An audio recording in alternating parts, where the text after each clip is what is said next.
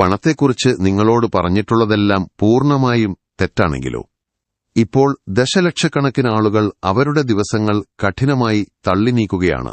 തങ്ങളുടെ സാമ്പത്തിക ബുദ്ധിമുട്ടുകൾ തങ്ങളുടെ നിയന്ത്രണത്തിന് അതീതമായ ബാഹ്യശക്തികളിൽ നിന്നാണ് വരുന്നതെന്ന് വിശ്വസിക്കുന്നു. അവർ സ്റ്റോക്ക് മാർക്കറ്റ് തകർച്ചയെ, ഗവൺമെന്റിന്റെ നയങ്ങളെ, ശമ്പളം കൂട്ടാത്ത മേലുദ്യോഗസ്ഥനെ അല്ലെങ്കിൽ തങ്ങളെ എല്ലായിടത്തും പിന്തുടരുന്ന ദുർഭാഗ്യത്തെ കുറ്റപ്പെടുത്തുന്നു. നിങ്ങൾക്കെപ്പോഴെങ്കിലും ഇത് സംഭവിച്ചിട്ടുണ്ടോ? നിങ്ങൾ കൂടുതൽ കഠിനാധ്വാനം ചെയ്യുന്നു, കൂടുതൽ സമയം ജോലി ചെയ്യുന്നു, സാധ്യമായ എല്ലാ ചെലവുകളും കുറയ്ക്കുന്നു.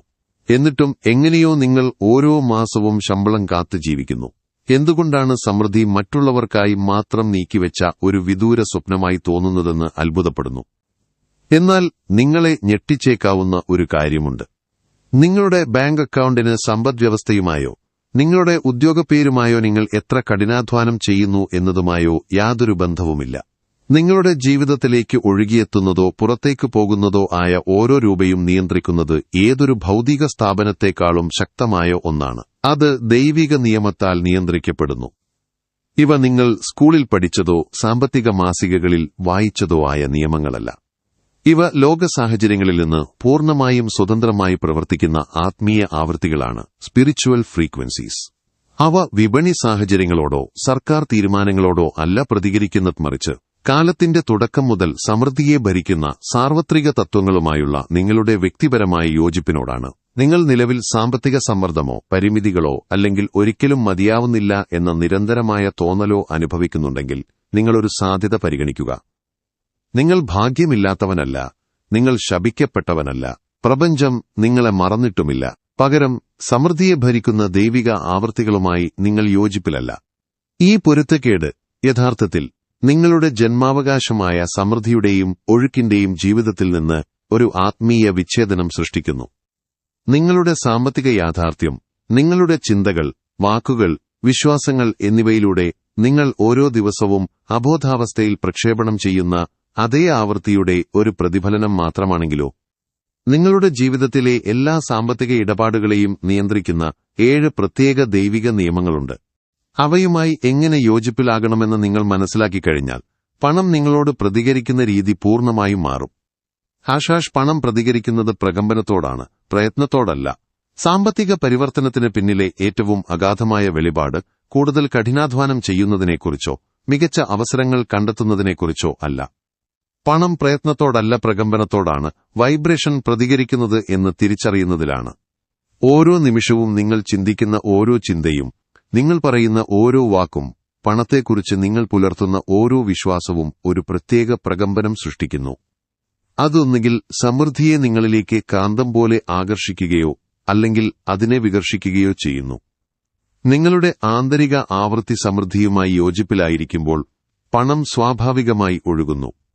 അത് യോജിപ്പിലല്ലാത്തപ്പോൾ നിങ്ങൾക്ക് 24 മണിക്കൂറും ജോലി ചെയ്യാം, എന്നിട്ടും സാമ്പത്തികമായി ബുദ്ധിമുട്ടാം. അസുഖകരമായ സത്യമിതാണ്.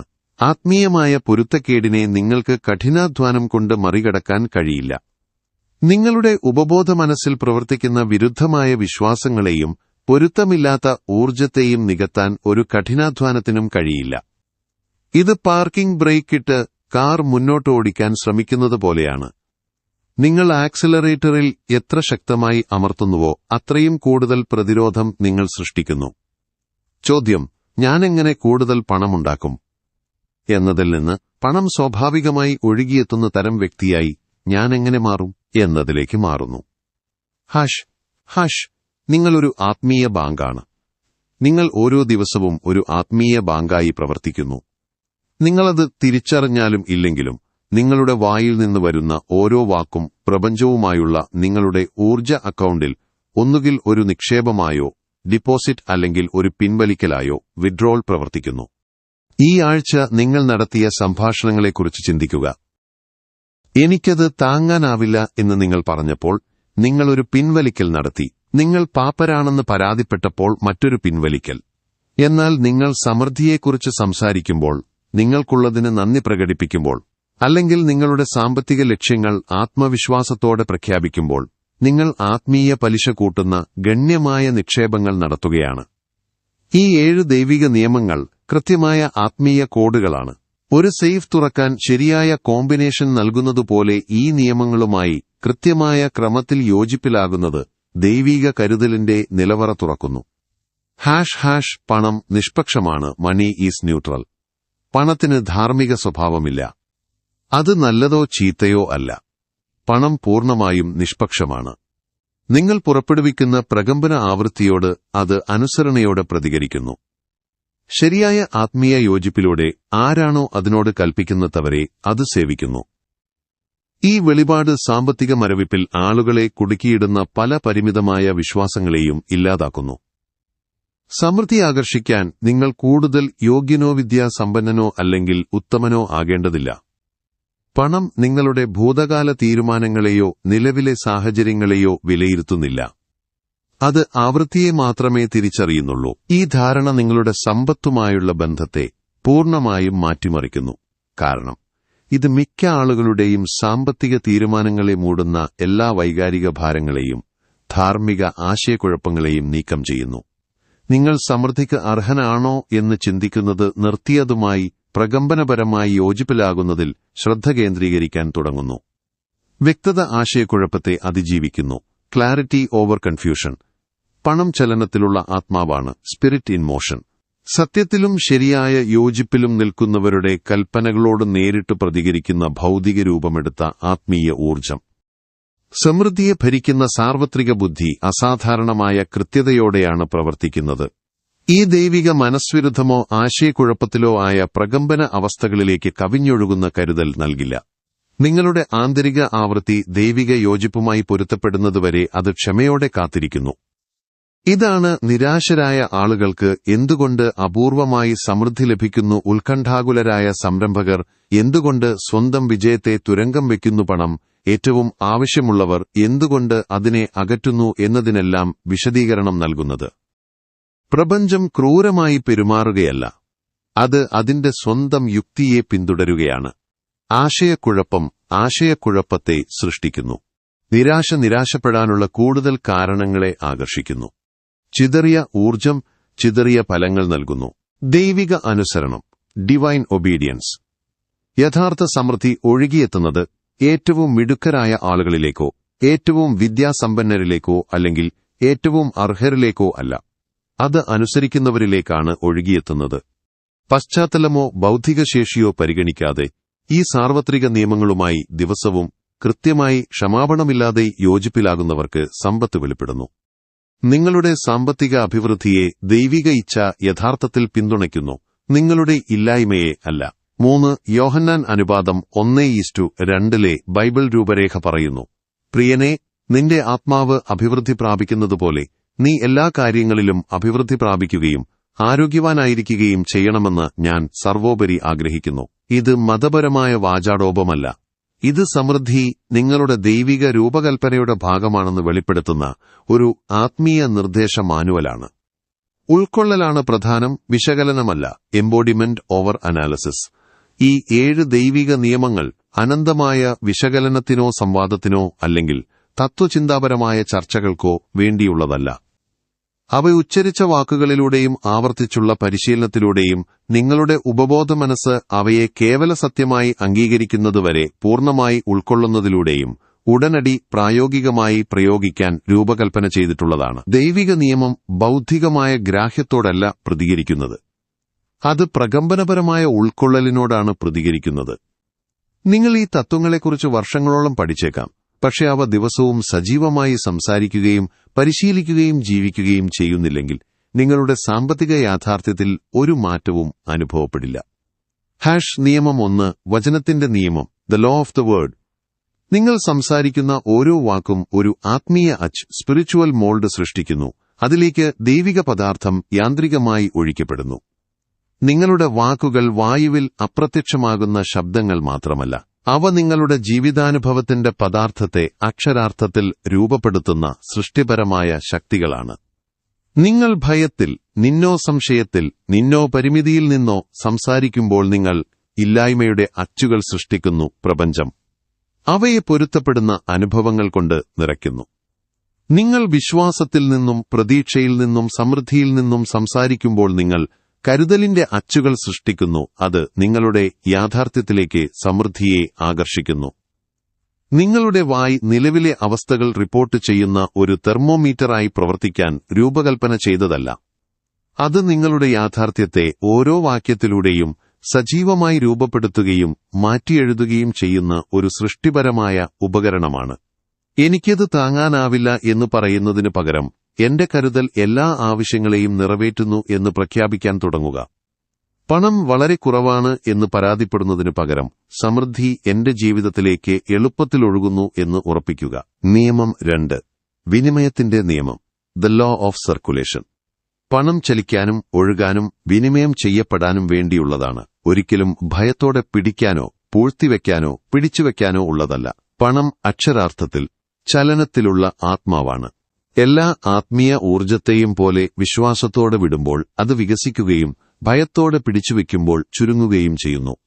ഈ നിയമം മനസ്സിലാക്കുന്നവർ സന്തോഷത്തോടെയും ആത്മവിശ്വാസത്തോടെയും മടങ്ങിവരവിനെക്കുറിച്ചുള്ള പ്രതീക്ഷയോടെയും പണം വിടുന്നു. അവർ സമൃദ്ധിയുടെ സ്ഥാനത്തുനിന്ന് നൽകുകയും നിക്ഷേപിക്കുകയും ചെലവഴിക്കുകയും ചെയ്യുന്നു. കാരണം വിനിമയം കൂടുതൽ വിനിമയം സൃഷ്ടിക്കുന്നു എന്ന് അവർക്കറിയാം. ഓരോ ഇടപാടിനും മുകളിൽ സംസാരിക്കുക. നിങ്ങൾ വിടുന്ന ഓരോ രൂപയും അതിന്റെ മടക്കം പ്രഖ്യാപിച്ചുകൊണ്ട് ഒരു ആത്മീയ ഇടപാടായി മാറ്റുക. ഈ വിത്ത് അനുഗ്രഹിക്കപ്പെട്ടിരിക്കുന്നു. അത് എനിക്ക് ഇരട്ടിയായി തിരികെ വരുന്നു. അത് ഒരു മനുഷ്യനും അടയ്ക്കാൻ കഴിയാത്ത വാതിലുകൾ തുറക്കുന്നു എന്ന് പ്രഖ്യാപിക്കുക. നിയമം 3. അനുമാനത്തിന്റെ നിയമം. The law of assumption. നിങ്ങളുടെ സാമ്പത്തിക പ്രകടനം ഇതിനകം പൂർത്തിയായി എന്ന മട്ടിൽ നിങ്ങൾ നടക്കുകയും സംസാരിക്കുകയും ശ്വാസമെടുക്കുകയും പ്രതീക്ഷിക്കുകയും ചെയ്യണമെന്ന് ഈ നിയമം ആവശ്യപ്പെടുന്നു. കാരണം ദൈവിക മനസ്സിൽ അത് ഇതിനകം പൂർത്തിയായി കഴിഞ്ഞു. ദൃശ്യമായ പ്രകടനത്തെ വൈകിപ്പിക്കുന്നത് ദൈവിക സമയമോ ബാഹ്യ സാഹചര്യങ്ങളോ അല്ല. അത് പൂർത്തീകരണത്തിന്റെ തോന്നലിലേക്ക് കാലെടുത്തുവയ്ക്കാനുള്ള നിങ്ങളുടെ വിസമ്മതമാണ്. എന്റെ പണം എപ്പോൾ വരും എന്ന് ചോദിക്കുന്നത് നിർത്തി എന്റെ സമൃദ്ധി ഇപ്പോൾ ഇവിടെയുണ്ട് എന്ന നിലപാടിൽ നിന്ന് പ്രവർത്തിക്കാൻ തുടങ്ങുക. നിങ്ങൾ ആകാംക്ഷയോടെ കാത്തിരിക്കുന്നതിലൂടെ ഇല്ലായ്മ പരിശീലിക്കുന്നത് നിർത്തി ആത്മവിശ്വാസത്തോടെയുള്ള അനുമാനത്തിലൂടെ സമ്പത്തിനെ ഉൾക്കൊള്ളാൻ തുടങ്ങുക. 4. വചനത്തോടുകൂടിയ ദശാംശത്തിന്റെ നിയമം. The law of tithing with word. ദശാംശം ഒരു മതപരമായ കടമയോ കുറ്റബോധത്താൽ നയിക്കപ്പെടുന്ന ചുമതലയോ അന്ധവിശ്വാസപരമായ ആചാരമോ അല്ല. അത് ബോധപൂർവമായ പ്രഖ്യാപനത്തോടും പ്രത്യേക ഉദ്ദേശ്യത്തോടും കൂടി ചെയ്യുമ്പോൾ സമൃദ്ധമായ ഒഴുക്കിനെ സജീവമാക്കുന്ന ഒരു ആത്മീയ യോജിപ്പാണ്. ദശാംശം നൽകുന്നത് വ്യക്തികൾക്കോ സംഘടനകൾക്കോ അല്ലെങ്കിൽ നിങ്ങൾ വിശ്വസിക്കുന്ന കാരണങ്ങൾക്കോ വേണ്ടിയല്ല. അത് ആത്മീയ തത്വത്തിന് തന്നെ നൽകുന്നതാണ്. ഏതൊരു വ്യക്തിയേക്കാളും ജോലിയേക്കാളും സ്ഥാപനത്തെക്കാളും ആത്മാവാണ് നിങ്ങളുടെ ആത്യന്തിക ഉറവിടം എന്ന് അംഗീകരിക്കുന്നതാണ് യഥാർത്ഥ ദശാംശം. നിയമം 5. യോജിപ്പിന്റെ നിയമം. The law of agreement. നിങ്ങളൊന്ന് പറയുകയും മറ്റൊന്ന് വിശ്വസിക്കുകയും ചെയ്താൽ അത് നിങ്ങളുടെ പ്രകടനത്തെ തടയുന്ന പ്രകമ്പനപരമായ കുഴപ്പം സൃഷ്ടിക്കും. യോജിപ്പെന്നാൽ നിങ്ങൾ പറയുന്നതും നിങ്ങൾ വിശ്വസിക്കുന്നതും നിങ്ങളുടെ അനുഭവത്തിൽ സംഭവിക്കുമെന്ന് നിങ്ങൾ ആത്മാർത്ഥമായി പ്രതീക്ഷിക്കുന്നതും തമ്മിലുള്ള പവിത്രമായ ഐക്യമാണ്. വർഷങ്ങളായി നിങ്ങൾ ഇല്ലായ്മയുമായി നിശബ്ദ കരാറുകളിൽ ഏർപ്പെട്ടിട്ടുണ്ട്. ഈ അബോധാവസ്ഥയിലുള്ള കരാറുകൾ ഇപ്പോഴും നിങ്ങളുടെ ഉപബോധ മനസ്സിൽ പ്രവർത്തിക്കുന്നു. നിങ്ങളുടെ ബോധപൂർവമായ സമൃദ്ധി ശ്രമങ്ങളെ തുരങ്കം വയ്ക്കുന്നു. പൂർണ്ണമായ യോജിപ്പിലെത്താൻ ഈ പഴയ കരാറുകൾ സജീവമായി ഇല്ലാതാക്കുകയും സമ്പത്തും സമൃദ്ധിയും ദൈവിക കരുതലും മാത്രം അംഗീകരിക്കുന്ന പുതിയ കരാറുകളിൽ ബോധപൂർവം ഒപ്പിടുകയും വേണം. നിയമം 6. സ്വത്വത്തിന്റെ നിയമം. The law of identity. നിങ്ങളുടെ സ്വത്വത്തിന് ഉൾക്കൊള്ളാൻ കഴിയുന്നത് മാത്രമേ നിങ്ങൾക്ക് സ്വീകരിക്കാൻ കഴിയൂ. നിങ്ങളുടെ ഉപബോധ മനസ്സ് നിങ്ങൾ അനുഭവിക്കാൻ യോഗ്യനാണെന്ന് ആത്മാർത്ഥമായി വിശ്വസിക്കുന്നത് മാത്രമേ നിങ്ങൾക്ക് ആകർഷിക്കാൻ കഴിയൂ. നിങ്ങൾ സ്വയം ഒരു പോരാളിയായി, പണത്തിന്റെ കാര്യത്തിൽ മോശമായ ഒരാളായി, അല്ലെങ്കിൽ ഒരിക്കലും മുന്നോട്ടു പോകാത്ത ഒരാളായി കാണുന്നുവെങ്കിൽ പ്രപഞ്ചത്തിന് ആ പരിമിതിയെ നിങ്ങൾക്ക് തിരികെ പ്രതിഫലിപ്പിക്കുകയല്ലാതെ മറ്റു മാർഗമില്ല. യാഥാർത്ഥ്യത്തിലെ മാറ്റത്തിന് മുൻപ് സ്വത്വത്തിലെ മാറ്റം സംഭവിക്കണം, തിരിച്ചല്ല. ഞാൻ പണത്തിന്റെ കാര്യത്തിൽ മോശമാണ് പോലുള്ള പ്രസ്താവനകളെ ഞാൻ ചലനത്തിലുള്ള സമ്പത്താണ് എന്നതുകൊണ്ട് ബോധപൂർവം മാറ്റിസ്ഥാപിക്കുക. നിയമം 7. അനുസരണത്തിന്റെ നിയമം. The law of obedience. നിങ്ങൾ ആത്മീയ നിയമം സ്ഥിരമായി അനുസരിക്കാൻ വിസമ്മതിക്കുകയാണെങ്കിൽ നിങ്ങൾക്ക് പണത്തോട് കൽപ്പിക്കാൻ കഴിയില്ല. ഇത് പൂർണ്ണത കൈവരിക്കുന്നതിനെക്കുറിച്ചോ തെറ്റുകൾ വരുത്താതിരിക്കുന്നതിനെക്കുറിച്ചോ അല്ല. താളത്തിലൂടെ നിങ്ങളുടെ മുഴുവൻ യാഥാർത്ഥ്യത്തെയും പുനർരൂപകൽപ്പന ചെയ്യുന്ന തരത്തിലുള്ള ദൈനംദിന മനഃപൂർവമായ പവിത്രമായ ആവർത്തനം വികസിപ്പിക്കുന്നതിനെക്കുറിച്ചാണ്.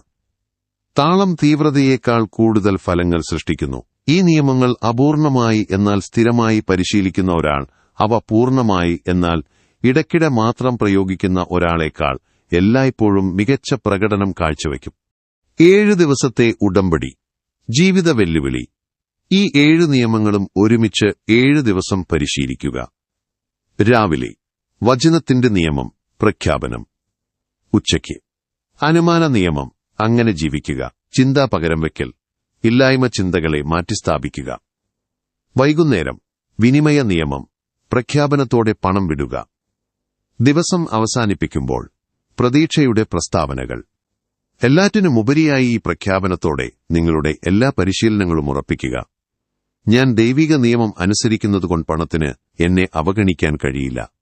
നിങ്ങൾ ഈ നിയമങ്ങളെക്കുറിച്ച് പഠിക്കുന്നത് നിർത്തിസ്ഥിരമായ ദൈനംദിന പരിശീലനത്തിലൂടെ അവ ജീവിക്കാൻ തുടങ്ങാൻ തയ്യാറാണെങ്കിൽ നിങ്ങളുടെ സാമ്പത്തിക യാഥാർത്ഥ്യം മാറാൻ തുടങ്ങും.